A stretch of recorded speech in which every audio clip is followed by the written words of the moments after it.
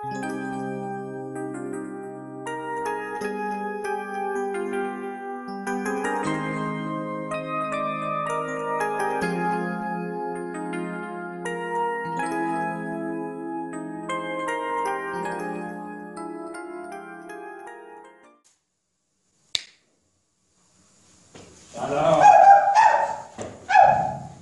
سلام.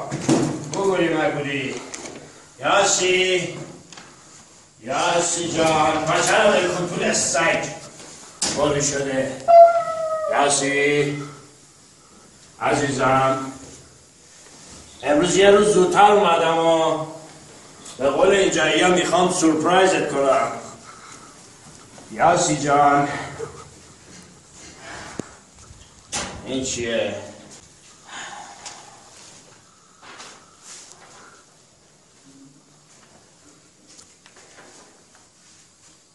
عزیزم وقتی این نامه رو میخونی من دیگه اینجا نیستم.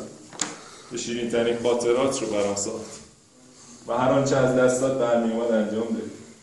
من دیگه طاقت این زندگی رو ندارم.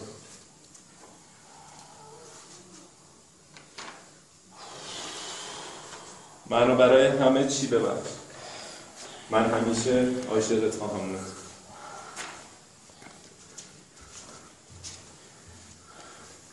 الو یاسی جان نامتو خوندم. مرگ من هر جایی هستی وایسا. ناموسن استدعا میکنم همونجا وایسا اومدم.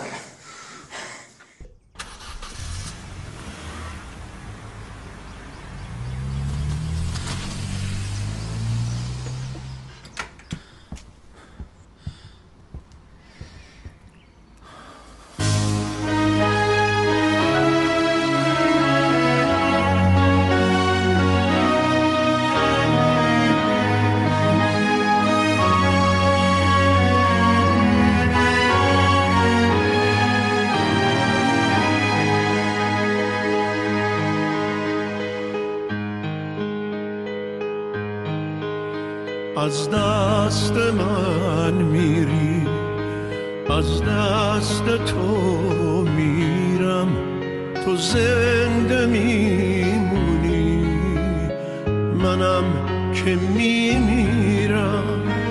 تو رفتی از پیشم، دنیامو غم برداشت ما ازش، با هم تفاوت داشت. این آخرین باره من ازت میخوام برگردی به خونه. این آخرین باره من ازت میخوام عاقل شی